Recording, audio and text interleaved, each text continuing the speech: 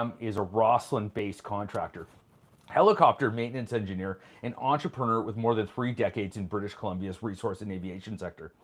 He's not a career politician. He hasn't held elected office, but he calls himself a builder, not a bureaucrat. And that's exactly how he's framing his run for the leader of the BC Conservative Party. Warren, welcome. How you doing? I'm well, Dan. Thanks for having me on. Appreciate what you're doing. Warren, you say you're a builder, not a bureaucrat. What does that mean to everyone that is just meeting you for the first time? I guess I've been involved in small business, had a lot of employees over the years. I've been in new home construction, had a civil construction company. And I grew up in building homes with my dad. And then I went off to aircraft maintenance school. So we were, literally building helicopters, repairing helicopters. And I've just really been kind of a serial entrepreneur, like cereal with a C, not an S. And that's what we've been doing for the last 30 years. Made Rossland my home, and I've started more than 12 businesses here in British Columbia. You've done 12 businesses, and let me be clear, like that, you're obviously walking away from those businesses to jump into the political arena after Rustad has dropped out. Why now? Well, I think every business in this province is struggling, to never mind to get ahead or to stay afloat. And I've spoken with people in a wide variety from, companies that own car dealerships to hoteliers to people that are in retail, restaurants. I was in another restaurant yesterday shaking their head. There's just no one's coming in the door. So I guess what I say is the lines have crossed where it's really hard to just keep businesses afloat. So the reason to step up was to see that how we're going to change and look at the process at the provincial level, everything from licensing and the bureaucracy that we have to wade through, whether we're building a new home, opening a new business, and try and make some real decisions to cut this red tape and let people get back on track, put more money back in people's pockets so they can get out there in the economy and spend money in these small, medium-sized businesses in British Columbia. Oh, absolutely, I agree. I mean, I was looking at permitting for mine. There was an article in the Vancouver Sun, and they say, permitting is almost impossible. With all this rhetoric with David Eby saying, let's build, it's taking this province up to 10 to 15 years to issue a permit. I mean, when you look at somewhere like Sweden, which is a very liberal country, 2 to 3 years to issue a permit. Think about that. Right. Sweden, 2 to 3. Here in BC, 10 to 15. You come from I believe you come from a home builder background, and you've explored a lot of the regulatory burdens that come with home building. How do you think that experience would come into play in this political arena that you want to jump into? Well, I understand where all the roadblocks are along the way because I've been in these various fields and tried to get from, the concept to the finished product. There's just so many roadblocks in the way, and that's not complaining about, it takes some diligence and some work to get through it. But, there's so many layers in between that provide no value to the final product and run the costs up so much. It's just super disheartening when you see government use terms like, government's going to build affordable housing. It's a fallacy. If the government's involved directly in any way, it runs the costs up 4 or 5 times and slows the process down. I mean, in the private sector, government, is the one that's laying out these legislation and rules that, again, slow us down. So government's incapable of doing it themselves. And the private sector has been bogged down by the legislation, bylaws, rules, building to, in the interior BC now we have to build to a seismic standard. They changed that even in the interior. And while that may apply on the coast, it shouldn't apply to the interior and just adds another layer, another cost. People are frustrated, and we've got to speed the process up and allow the private sector to build in real time, and the costs will come down. And of course, that'll be passed on to the consumer and have something that is more affordable than it is today. I mean, sure, and there, that's one part of it. Obviously, the regulation, but a lot of people would argue the supply and demand issue has been a problem. Um, some would argue, and I think that if you look at what the Bank of Canada has been saying for, I would say probably since COVID, is that housing is a supply and demand issue. There's not enough supply, too much demand. When you look at the immigration numbers that Ottawa has been pushing on to places like British Columbia, it's hard not to see the comparison of home prices, especially when they pulled the taps. House prices here in Vancouver dropped about 10%. My question to you is, if you were premier and you were in leadership, would you be joining like the Alberta approach to standing up for Ottawa and asking for more autonomy on immigration, especially in our province? Yeah, to answer your immigration question, it's funny. I've been out in the Indo-Canadian community, especially in this last week, and been invited in by various groups. It's been amazing. And when I talk to them and we think of immigration, we do think of the Indo-Canadians, people coming from India immigrating here. It comes up in their own community. And what they're saying is, some are saying, Warren, you need to stop immigration. But I think the key thing that came out of it was not like we need immigration, and it should be based on quality of person coming in, not quantity. Okay, and that's really what they say is get these qualified people to come in, not just open the doors. It's letting in, people with criminal records. It's been mismanaged in Ottawa. The other thing that I found interesting was, I spoke with one of my local grocery stores where I live in the Kootenays. They own a couple of family-owned grocery stores, along third generation Italian families that run these grocery stores. And I spoke with one of the owners that was frankly working in the deli, and she said to me, Warren, you have to keep immigration going, because if you don't, we're not going to be able to run the bakery, and we're not going to be able to run the deli. So here I am in the South Asian or Indo community, and they're saying you need to slow it down, go to quality. And then here I am over in my local community with a third generation Italian grocery store, and they're saying you got to keep the doors open. So it's something that's got to be figured out. It's got to be figured out with Ottawa, and I'm not sure how we can differentiate provincially. I think there are some tools that could be made available to us, but really we want to get the feds on side to see this from a different perspective. What do you think that perspective is? Because you're saying that you're talking to one group and they're saying let's put the taps on, and then you're talking to the business community over where you're from and they're saying we need immigration. My question to you is when you look at youth employment right now, when I think in BC we're looking at between 12 to 14% youth unemployment, and that's from 16 to 24. Why can't that group fill in those spots that like your community is asking for? Youth unemployment or youth employment would their entry level, and it gives them a bridge to enter the workforce. Like what's the opposition of that, like from talking to the business community and talking to those leaders that are pushing for immigration? Well, I think one of the challenges with youth is if they don't see hope ahead and they're living at home with their parents and playing video games in the basement and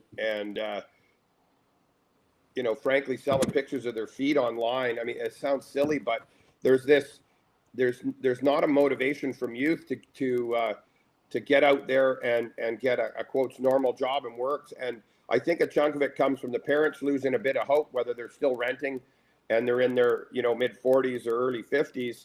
Again, you come back to housing prices and the cost to run a family or keep yourself afloat. I think once hope disappears and they don't see the ability. When I was 21 years old, I was finding a way to buy a house and working extra hard, maybe borrow a little bit of money off parents, pay it back in a year to make it work. I think it's hard for some youth to see the future in a positive way. And immigration is one of those things where we're letting people in they want to work, want to build their families, are willing to work the long hours, and there's a disconnect. It's No, and I don't complicated, and disagree we with got to you, but I figure out think how to address it. Sorry. but the problem I'm seeing, and that comes back to what I was saying with the supply and demand issue, is that yes, the business community needs to hire people for their business, And what you're saying is that youth are disenfranchised. They don't see the point of going to work because they can't buy a house. Meanwhile, the system that the business community, which is that Baker is promoting, are promoting a system that pushes youth out of buying home ownership. And I'm not making this up. This is the Bank of Canada, supply Yeah. and demand. We have too much demand and not enough supply. And I mean, look, I went to one of your rivals events the other day in Burnaby, and there was a couple youth, age 21, 24, and I asked them both if they were living on their own. Both said no. I said, "Do you expect to buy a home?" No, not at all. So I mean, I think we need to kind of come to a crossroads between rhetoric versus reality. The rhetoric is the business community wants housing or wants immigrants for their businesses, but at the same point in time, we are also pushing out the youth of our province out of this province because of these two opposing ideologies. One is we need these people, we need these immigrants to work our businesses, and the other is well, I don't want to work for these businesses because I can't build a future in this province. We need to make them both make sense, and I'd like to get your final thoughts on that before we move on. Yeah, I mean, I'll give you an example. The first home I bought when I moved to Rossland, British Columbia, was 1,000 square foot home on a little lot. Paid $54,000. That's 2001. It sold 3 years ago, which would put us back to what, 2023. So in 22 years, so it's 22 years, which is a while, but it sold for $640,000. So that's 1,000 square feet. Like if you bought yeah, so do you know what 1,000 square feet costs here in Vancouver? That's $1.2 million. yeah, and so Not even we've a had thousand square feet. I was talking to a bartender the yeah, other day and asked her what she was living in Vancouver, and she said she's living in a 400 square foot apartment in Vancouver. Not even an apartment, a studio, not even a bedroom. 400 square foot studio for $1,800 a month. yeah, it's probably a deal. Yeah, You know, I mean, the other thing we have is uh, the is the specific to housing and rentals. The Airbnb market got sort of messed with from a tourism standpoint. That helped prop up the hotels because certain municipalities were allowing or disallowing, Airbnbs. And that sounds like that's sort of wealthy people that only have the Airbnbs. But what was happening in Kelowna, for instance, is, young entrepreneurs that had one house were leveraging that house and their equity to buy another property so they could Airbnb it, make some money, and or rent it out long term. Stretched themselves out to make that work. Worked hard to clean it themselves, manage it themselves, and then government, either at the municipal or provincial level, pulled the carpet out from underneath them and said you can't Airbnb it anymore. And there's a really strong tenancy act that really is really in favor of those renters and tenants, which I think is good. There should protections for tenants so landlords can take advantage of their tenants. But there's also cases where, someone can move in and not pay their rent. And by the time they go through the process, you, as a landlord, you may not be able to collect rent for 10 months to a year while it gets sorted out in the tribunals. And so people are hesitant to get into those situations to rent to a long-term tenant if they can't kick them out for non-payment or damage to the unit. So I think there's a real disconnect, and it plays into this housing. It plays into confidence in being able to live on your own as a young person, and then moving the goalposts, like my Kelowna example. Do I want to take that risk again, working two jobs and buying a second home, trying to build my wealth and get ahead if the government's going to change the rules, on a dime? So, yeah, it's complicated, Dan. no, I'm looking forward to seeing some solutions here, Warren, and I'm curious to see how this plays out because we're, like you said, we're at a crossroads. We have one sector that wants another thing, but then when we look at like the youth, it's like you said, it's disenfranchising them because they can't see a future in this province. I'm glad you brought up permitting because I was looking at, not only are you a builder, but you've also had some history with permitting. And I have. I've looked at some of your past. In 2021, you applied for a permit to remove disease and hazardous trees on one of the property you owned. Council denied you, and at the same time, they passed a bylaw that was stricter for the tree removals. Walk me through what happened here, because I think this is a fantastic story. Yeah, I mean, I guess that's what's thrust me into the public arena, I sort of spent my life not interested in social media or staying under the radar, if you will. I'm well known in my community, but in 2021, I applied to remove trees off 4 properties that I own in different companies, and I hired a professional forester to do evaluations on the properties. They determined there were diseased trees on one of the property. It was the larger one, significant. The other ones were lands that were meant for development. We're going to clean the trees off, do the geotechnical assessments, come up with a plan for housing, tiny homes on one of them, for instance, to make it more affordable. So, going through the process, remove the trees, do the geotechnical, apply for rezoning, work your way through the process. Well, the council in Rossland decided that they weren't keen on me and they weren't keen on tree removal. Quotes like, when trees are cut down, they're gone forever. They said that some of the trees on my properties were old growth forests, which was just untrue, that the whole property burnt down 80 years ago. The bottom line was they had bylaws in place and rules in place that if a taxpayer or a builder like myself was to follow those rules, there's a reasonable expectation that if I follow a set of rules that are laid out, bylaws or building permit applications, or in this case, development permit applications, that you will be granted that permit at the end. But there was definitely nefarious activity in City Hall, and frankly, you can go to YouTube and watch it because it was through COVID where they recorded themselves breaking the law, which was interesting. And without COVID, I wouldn't have got through this because it would have been a transcript that was a bit of back and forth, but it's right on the record on YouTube. And essentially, yeah, that's what they did. They conspired to slow me down when it was received at City Hall, then talk about, well, let's change the let's get legal advice, which they did, which was very clear that they had to issue the permits because I complied with the rules. But then they found they were looking for ways that they could skirt that and conspired and actually changed the tree retention bylaw such that if I won in court and challenged it, which I did, that when I came back to them, I wouldn't meet the new bylaw. So the judge threw the book at them, found them, this as being the city council, had acted in bad faith, and that leads to misfeasance in office to the individuals. And so with that first award, the judge ordered that the permits be issued forthwith, and then they didn't issue the permits for 8 months. They were actually in contempt of court and thumbed their nose at the Supreme Court level. So with that, I sued the 5 councillors personally, which was an action to hold them personally accountable for their actions. Much like someone drinking and driving, you have insurance, but if you get drunk and run someone over, you don't have insurance. And so I tackled them personally because they sort of thumbed their nose at the law, and that certainly got their attention when they were sued personally. And it ended up going to mediation in the fall of 2025. I can't talk about that because I had to sign a non-disclosure. It was scheduled to go to court this month in March. But the bottom line was government thumbed their nose at the law. They got caught. I was able to beat them from the outside. And, the old saying is don't fight City Hall because it's very hard.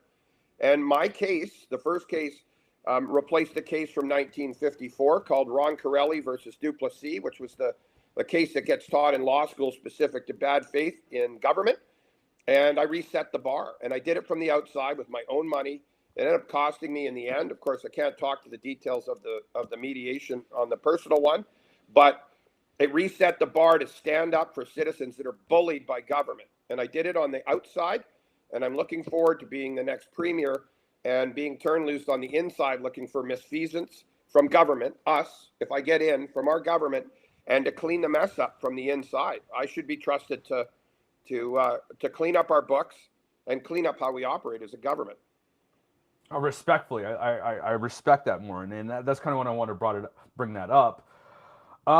You said you settled out of court. What did that teach you, about government accountability? Like when they settled with you, like what was your perspective from those 5 counselors?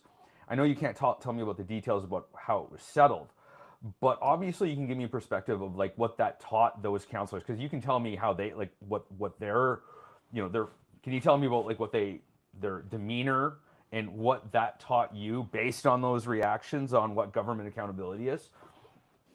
Well, the second one is against them personally, so it really wasn't about government. I guess, what I can share in general is councillors are covered under the Municipal Act and the Community Charter for acts that if it's a two-part standard. They're basically covered as councillors, and they're volunteers essentially in these small communities that run for a small stipend. And so there's very good coverage for them if they make a mistake, right? But in my case, and this goes to the first case, which I can discuss, which again made the second one personal work, was you had to prove two standards: that they knew what they were doing was illegal. Well, they had to do something illegal or incorrect. So the standard is correctness. That's what they use in the court, not reasonableness, but correctness. So what they did was illegal or incorrect, according to the judge, and they knew what they were doing was incorrect or illegal. So it's a two-part standard. If you're ignorant and you're on a council and you make a mistake, then you're covered for that. But municipal governments have been given too much power. They're under the province, and the province can modify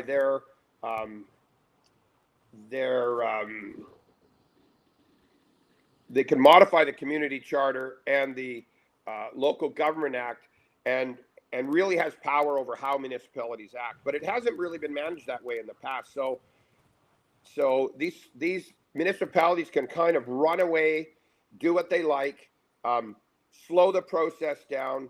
They've grown. For instance, in Rossland, there was 3,500 people when I moved there in 1998, and there's about 4,600. And so, but the bureaucracy at City Hall has grown by 4 times when the populace has only grown by 33%. So it's just another example. They're good people working there, but it's become bloated in an upside down triangle at all levels of government, and we've got to find a way to flip the triangle over.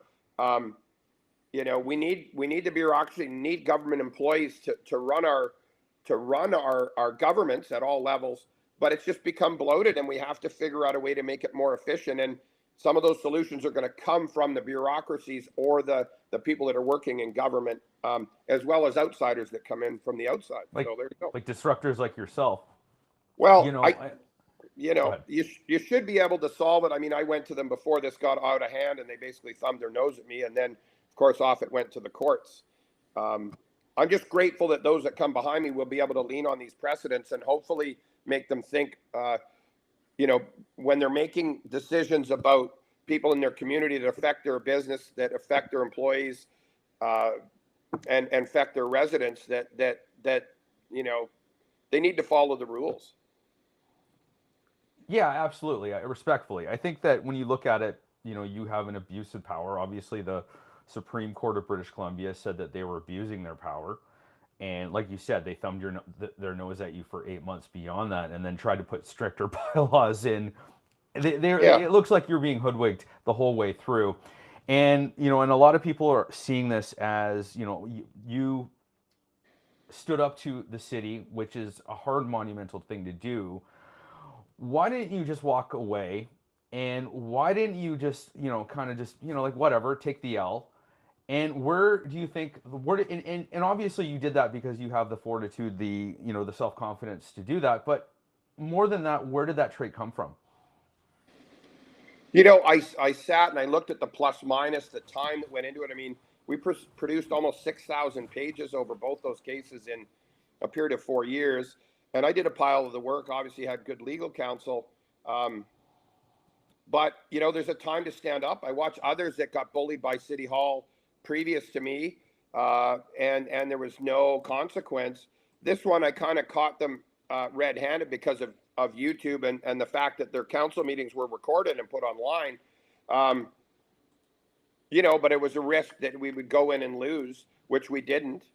And, it's funny, a lot of people, when I announced I was doing it, said they were behind me.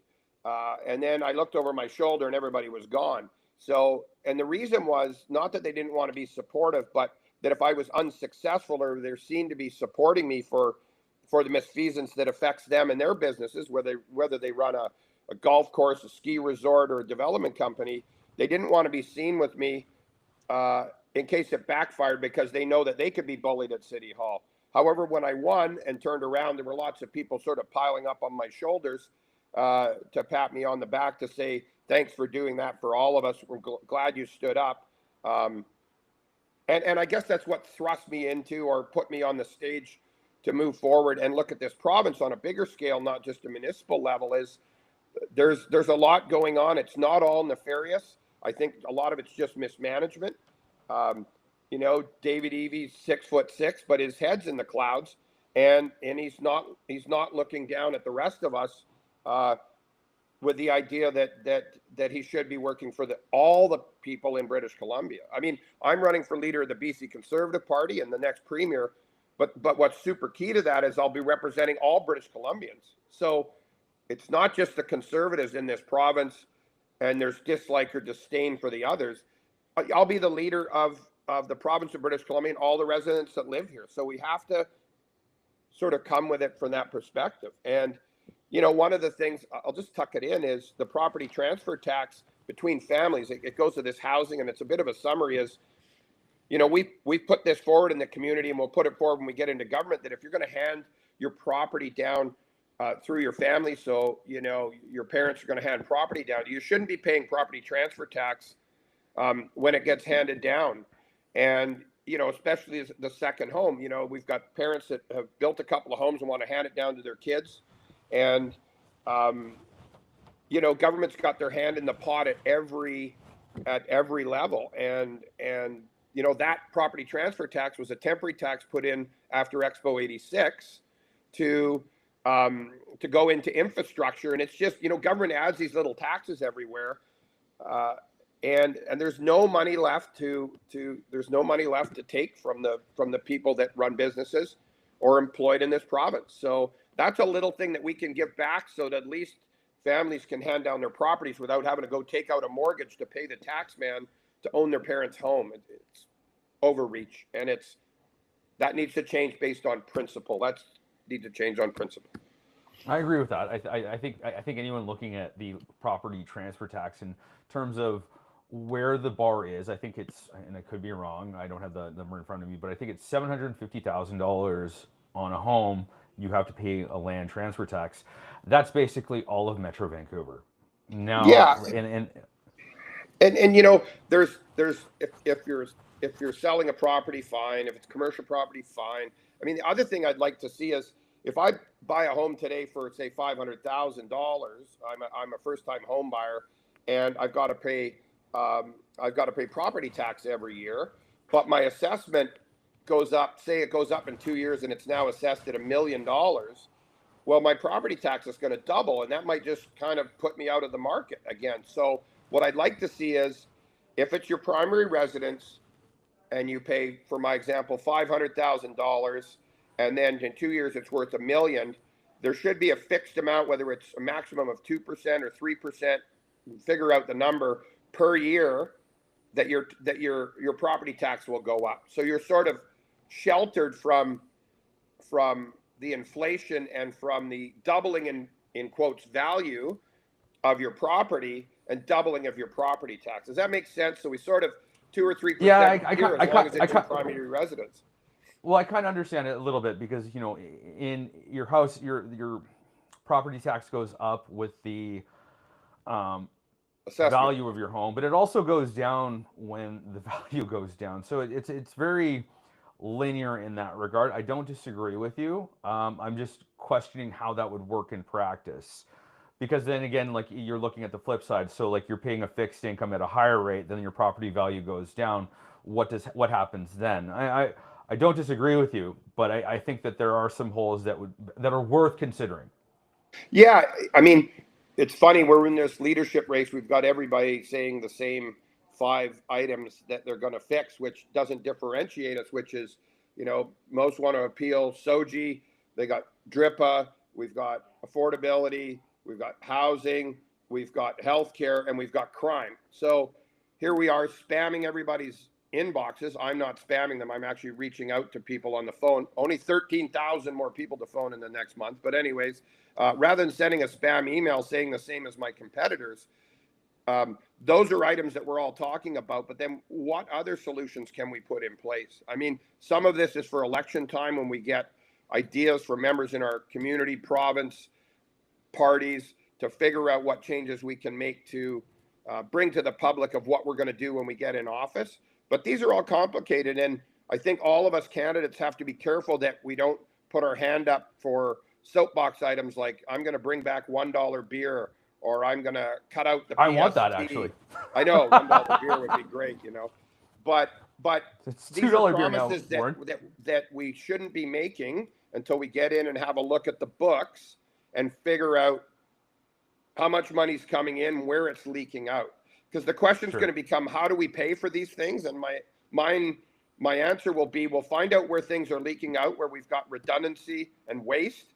And as we clean those up, that money will be available to beef up our healthcare, or some of our social programs, look at this crime issue, you know, getting emergency rooms open across the province in all these little communities. I mean, I had someone give me an example from, I think it was 2 weeks ago. They were in Fort Nelson and the emergency room was closed. So they drove to Fort St. John. The emergency room was closed.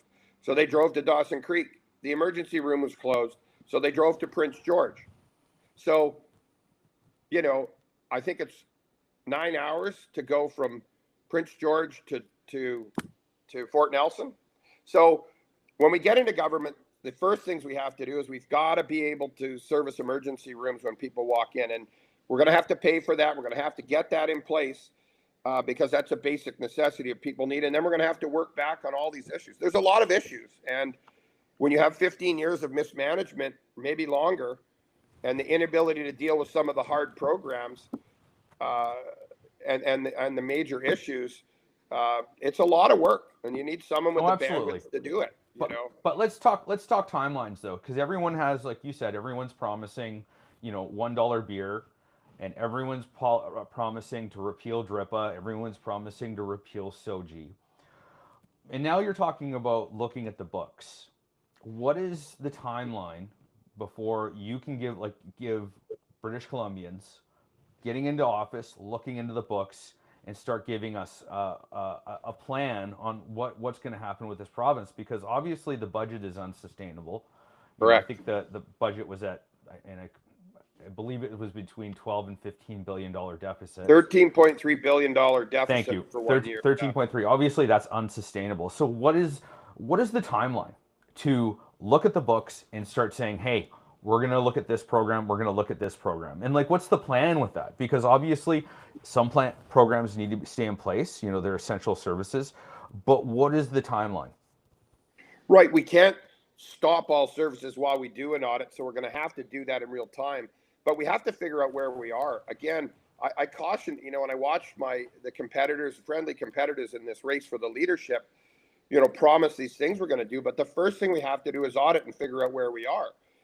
Right. We can't fix things. We're going to have to, you know, get emergency rooms open and basics and, you know, keep ourselves on life support where we figure out where the money's going, because the bottom line is people have no more money to give for taxation.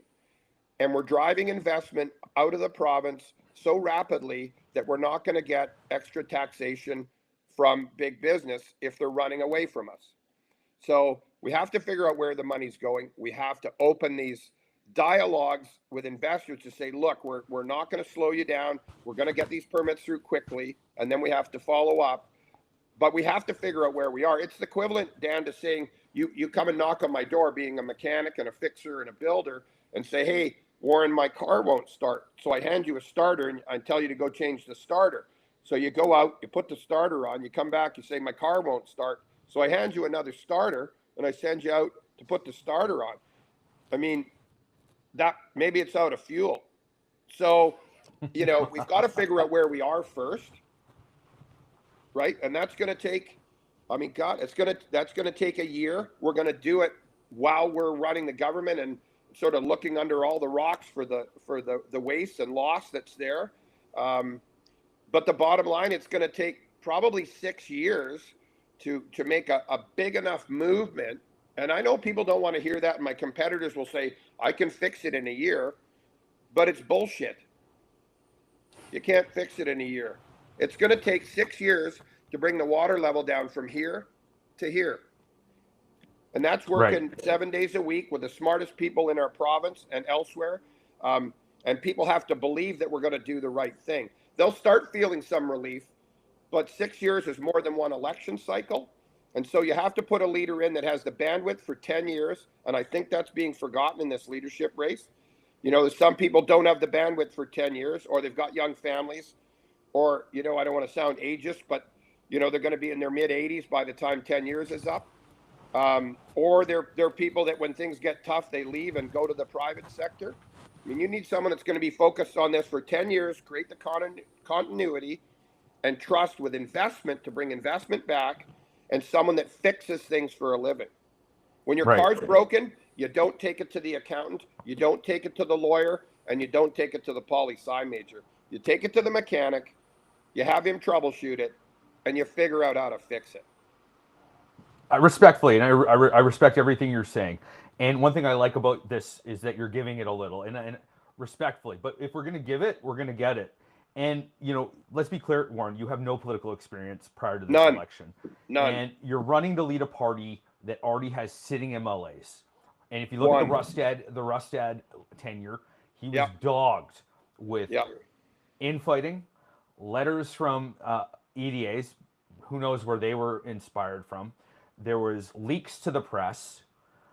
How will you work with caucus that has far more legislative experience than you? And how will you plan to earn the respect of the most seasoned MLAs there and get everyone rowing in the same direction? Yeah, there's some MLAs that have been in various parties before. You know, Peter Millibar has been around in various parties. You know, he has more liberal views than I do, but he's certainly more experienced. And frankly, he's the only MLA in the race. I mean, what's interesting is we started with 11 people, which included 5 MLAs, and 2 MLAs couldn't get enough nominations to even get their paperwork in. So experience counts for something. A lot of the MLAs that are in there are really good people, have come from the community, but for most of them, it's their first term. So it's right. They have another 16, 18 months more experience than I do in there. So they've got their feet in the pool, but I'm not that far behind them. And I guess the ones I've spoken with, I mean, they are looking for a strong leader. I've had some great dialogue with many of them. And they don't want someone that's going to be wishy-washy. We understand and we speak about working with each other with respect. Respect was lost in that caucus because, you know, there was all sorts of antics going on, and maybe that's part of the growing process, but we can't get meaningful dialogue and move to a point where we're getting to, finding out ways that we can move forward and fix some of these major issues in the province if we can't respect each other in the same room. So really, it's up to me to guide that. But, you know, I can't demand respect. I think I just have to show by being respectful and by being by listening to people, and then make sure that we've got the common goal, which is putting the people of this province first, and the province and the people that invest here. And we want businesses to be strong so we can attract the tourism, which brings in more dollars. You know, it's really starts with respect in that room. You know, we've got, you know, the MLAs are all new, and the government is in place with the bureaucracy and staff get frustrated if they look to their leaders who can't seem to get along within their own group. I mean, they probably roll their eyes at their desk, a lot of these government employees. You know, and no, so I don't disagree with that. Absolutely. Yeah. So, you know, people say, well, you got to cut the bureaucracy. I'm like, yeah, sure. I'm sure there's a ton of waste and double up, but it must be frustrating for government employees, many of which vote NDP to protect their jobs. But if you get a real leadership, whether it's a Conservative Party or another, and they believe in the process that we're going to fix British Columbia, and they can be part of that solution for all British Columbians, then we have a hope of getting things back on track. I mean, I think that's slightly naive, and the reason I think that is obviously people are selfish when it comes down to it. And when you look at like large groups of people tend to default to incompetence, and I say that with the utmost respect to our public servants, but at the same point in time, when you're working in a sector, and this is true for large corporations, this is especially true for government, is that when you're working within your own silo, you want to protect that silo. You want to protect your own fiefdom. So I think that you're going to be having a lot more pushback than what your perspective, even if they believe in it, they still want to keep their jobs. They still want to keep their fiefdom. They still want to have a paycheck at the end of the day. And it's going to be hard. I don't think it's going to be easy. And I think that when you look at the books and when you're going to have to push back and say, like, you know what, like this department, well, there's already 2 other departments that do this job, and we're going to have to cut one of those too. I'm sorry, we're going to cut you. You're going to hear a lot of pushback and a lot of whining, and a lot of people from the mainstream media are going to call that out. And I think what I respect about what you're doing is you're also saying that you're going to have to look at the books and see what's going on, and hopefully you're going to be able to present a case to the media, to the public, that says no, this needs to be done. But let's move on to a lot of the. Can I make one items. comment on that? Just one back on Go that. ahead. So I appreciate the fact that it seems naive, but the government employees who are counting on a pension, because they got a good government job and they've only got 15 years left or 2 years left. Look, the water line's there for them too. They're not sitting there happy trying to protect their silo. They're just trying to survive like everybody else, whether they're in a union, out of a union, and they recognize there has to be change. I mean, I know this. I was out in the East Kootenays, one of the largest unions out there, went and talked to one of the union reps, or the main union rep, and I'm going to get support from them because they're underwater too. There's a housing crisis. So regardless of the belief or whether you're working for government, the lines have crossed and the water level's high, and something has to be done. So I think there'll be more buy-in than there has been 10 or 15 years ago, because the government's broken. If there's no money there, when you promise someone today that they're going to get a pension in 15 years, and then you have to take that away because there's no money to pay for it, they're going to be very disappointed. So I think people realize that risk and want to be part of the solution. I just think the mentality is going to change because we're all in the same boat. I hope so. Honestly, and Warren, and I say this with the utmost respect, I hope so. I think that, again, the government, we've bloated government, and our outcomes from government are not any better than where they were before. So I honestly hope that you're able to do what you promise. I really do. Let's move on to some of the hotbed issues. I've gotten a little bit of flack from my. Are you recording? You there? No, I'm not recording. It just something popped up. Or hold on, stay on page. Yeah, you're refresh. Not live right now. It says record. Uh-oh. Try to get Warren back here. Participant.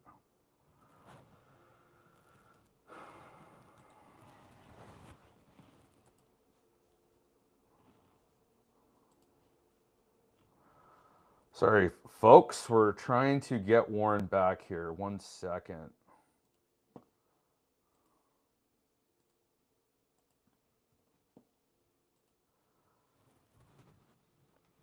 I kind of need that music right now, where there's like a screen that says please stand by.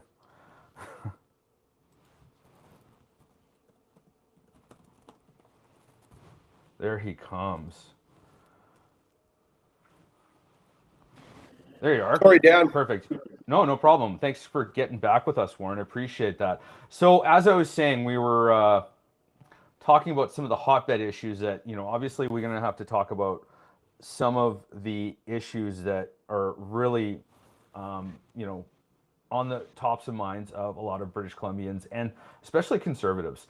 Let's talk about, and I got a lot of flack about this from, my past interview, and, and they asked me why I didn't question, some of my past interviews about SOGI, why I didn't ask about DRIPA, and the default answer I've gotten from both those, and this is from multiple MLAs, is that SOGI was supposed to be symbolic. DRIPA was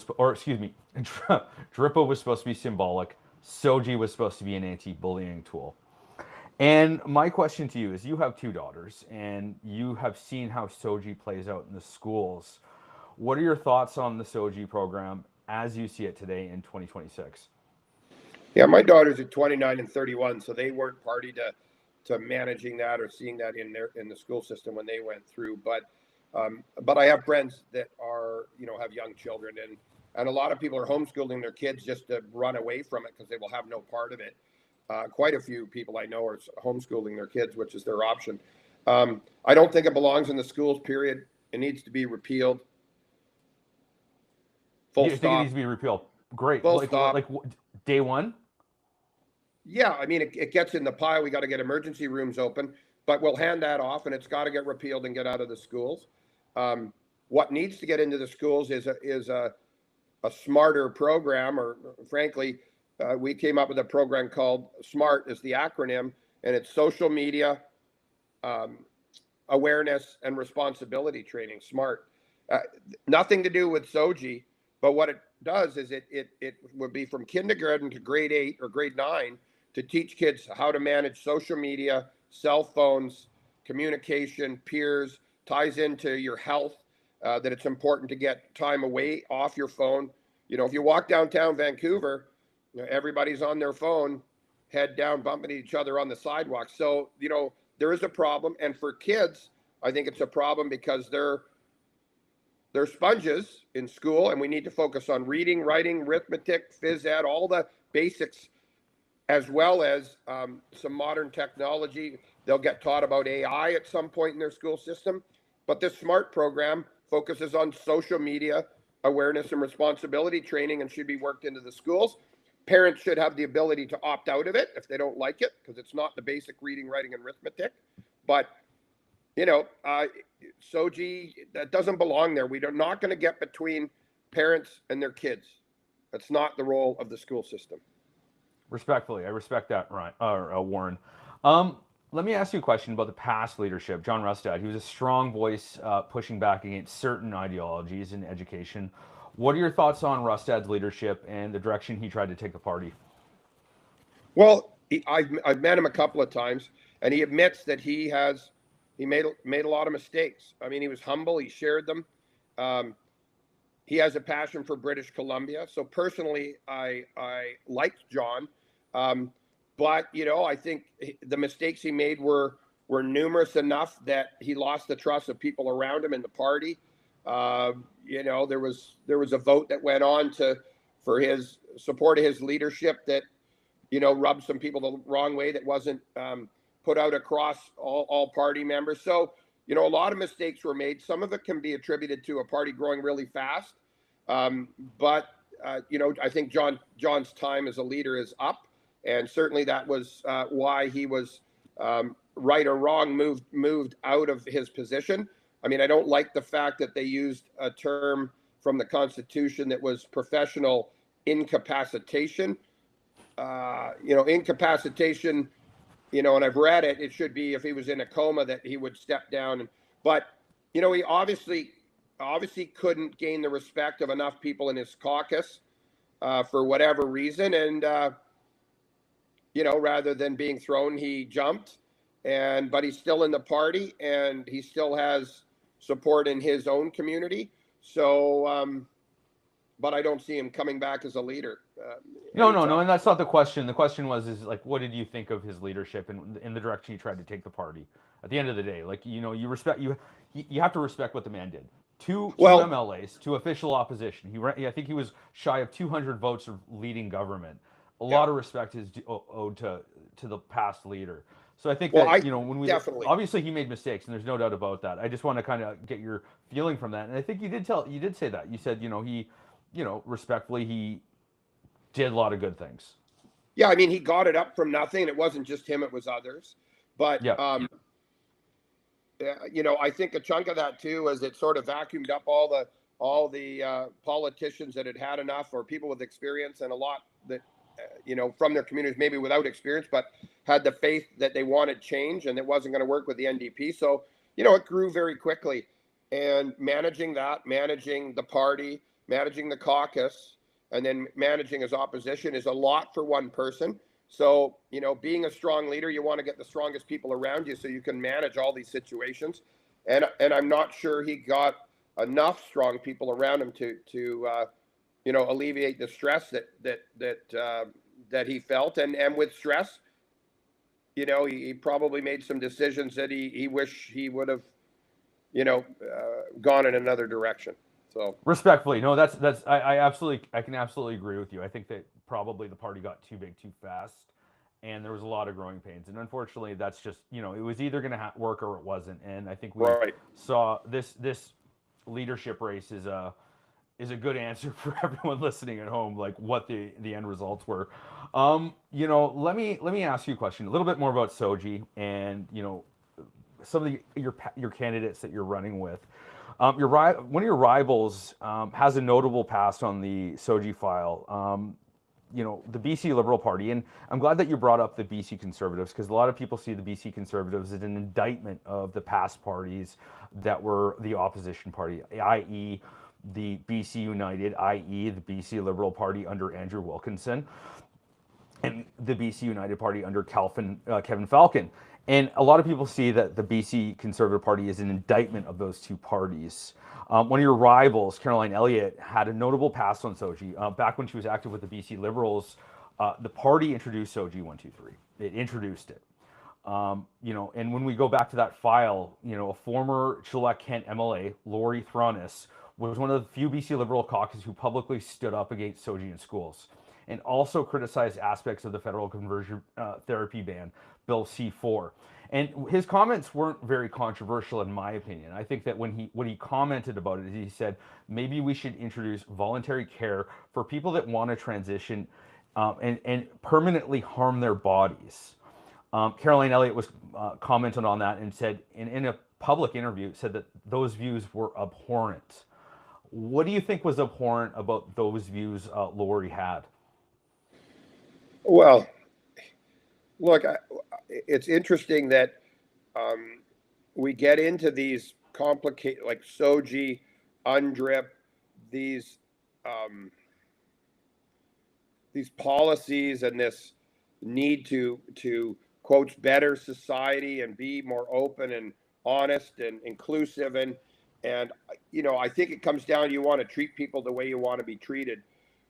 But things have got out of hand. We've got, Carolyn Elliott is very well educated. She's young. She did a dissertation, I believe, in 2009, which is about 16 years ago, and she's very intelligent, and I don't know if she has two PhDs. I think she has one, maybe, but maybe she has two. But I just, when I see the advertising out there now that says, and she's saying Soji's got to go, or at least that's what we're seeing in the media, and Millibar's, considering it, these politicians and these academics. But I'm getting advertising, into my box, and support Carolyn Elliott because she's got the education to repeal DRIPA and Soji. And I'm like, well, it was the education that got us into the mess. And frankly, you can take the aircraft mechanic or home builder in a pen, and you can get rid of Soji and you can get rid of UNDRIP.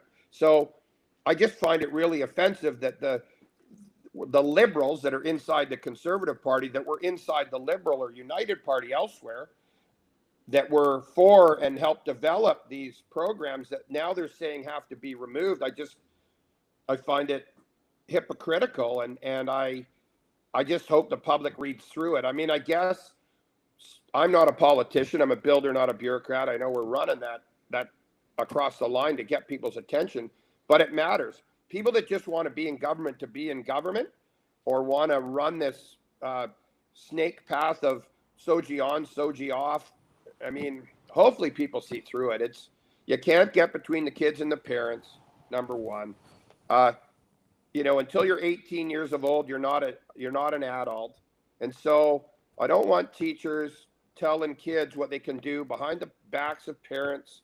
I understand the anti-bullying component. I'm all for that, but I think there's a different way to do that with smarter social media training and other vehicles.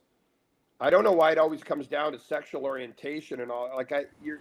Until you're 18, you're under the care and control of your parents, or you should be. And after 18, if you want to make changes to your body and do things because you're not comfortable in who you are, at least you'll be an adult to make those decisions.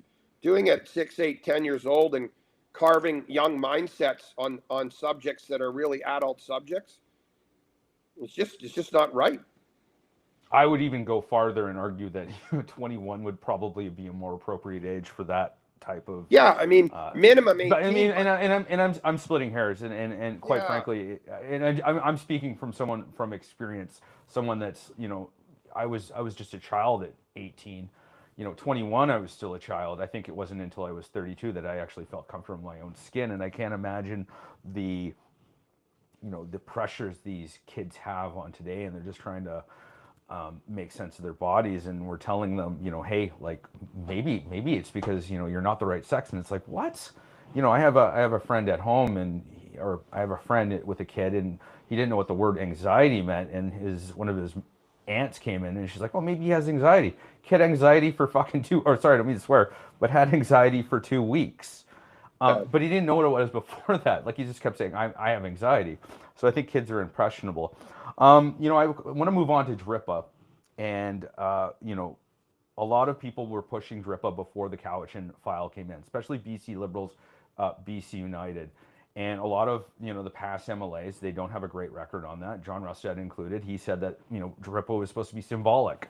But now we've seen what the end result of DRIPA is. And I've heard a lot of people saying that, we need to consult with the First Nations, especially when it comes to projects permitting.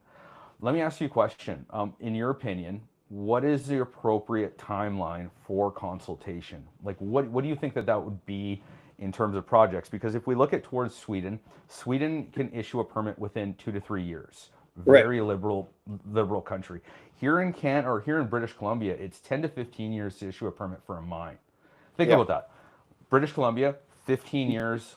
Liberal Sweden or leftist Sweden, 2 to 3 years.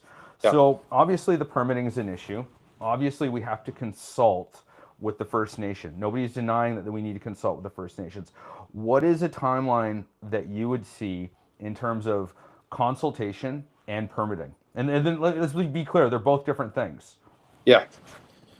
Well, consultation has to happen for sure with various groups, whether there's environmental concerns or otherwise, but there has to be a timeline that's reasonable that has a start. We start talking about it, and we're going to make a decision whether it goes forward at X time in the future, and we need to shrink that up. It can't be a perpetual look. First Nations got to say we like this project or we don't, and if we don't, what are the reasons? And then we try and resolve those. Same with environment. Some projects won't go ahead because of various concerns, but it can't be the perpetual holdover by a small group, because it is based on populace, that slows projects down and drives investment away from the province. If they want to help grow the province and be part of the help our province thrive, which is going to help pay when everybody's thriving and there's tax money coming in and waste is less. There's more for social programs, healthcare, education, all these things. But there's no benefit to First Nations to slow down or stop a project.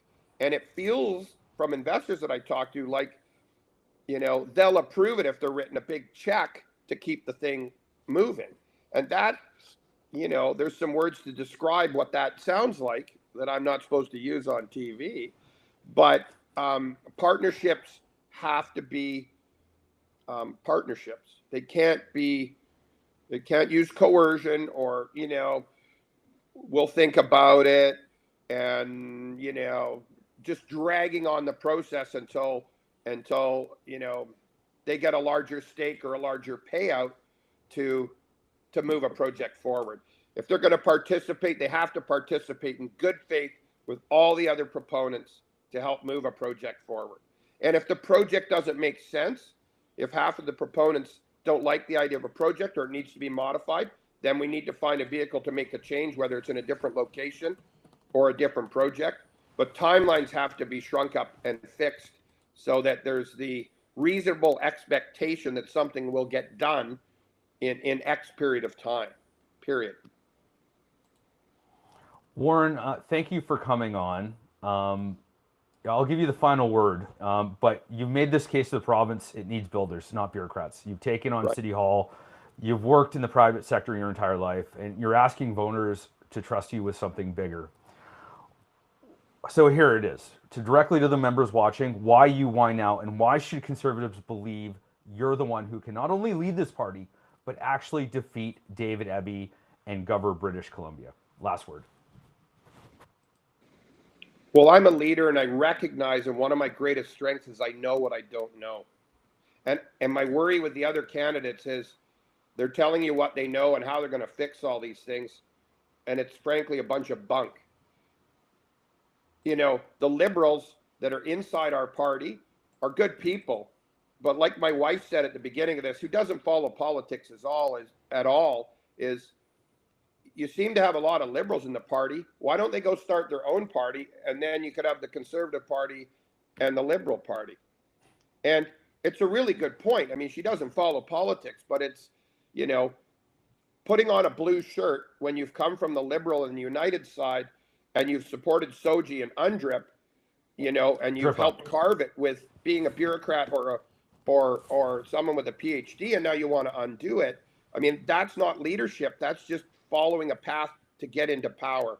I'm going to actually build and fix things. You're going to have me on the phone 7 days a week for 10 years as my commitment, until I'm either jump or thrown from the bus, but I'll commit to 10 years. And you're going to get what you see here.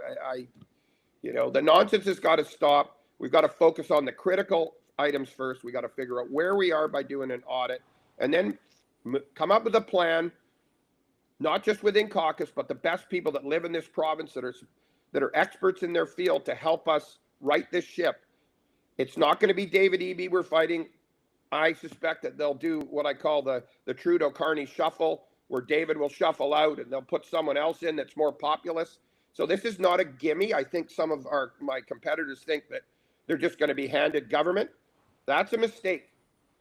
And regardless, the people that are going to vote for me in an actual election, if I'm chosen as leadership, they're going to be people from the Green Party, people from the NDP, who would normally vote NDP, because those people are hurting as well. Some of the union people, they're going to vote for me because they see me as a practical solution, a guy that's been in manholes, he's been on the roof of a house, he's been on the side of a helicopter, he knows how to build things, he knows how to fix things, and people are tired of the bullshit.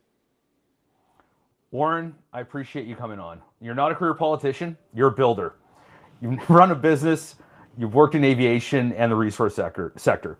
You've taken on City Hall and won. And now you're asking voters to trust you to take on that same energy to Victoria. That's a very different pitch than the establishment lane in this race. To everyone watching, this is part of our BC Conservative Leadership interview series. We're sitting down with every serious candidate and asking them the very same hard questions. If you care about affordability, public safety, red tape, and the future of our resource economy, pay attention. Warren Hamm, thank you for the conversation. Thank you. The people get to decide, not me. I put my name out. They need to get out and vote regardless, but the decision you make is going to affect the generations to come. This is a critical point in history. Don't be lazy. Get out there and vote.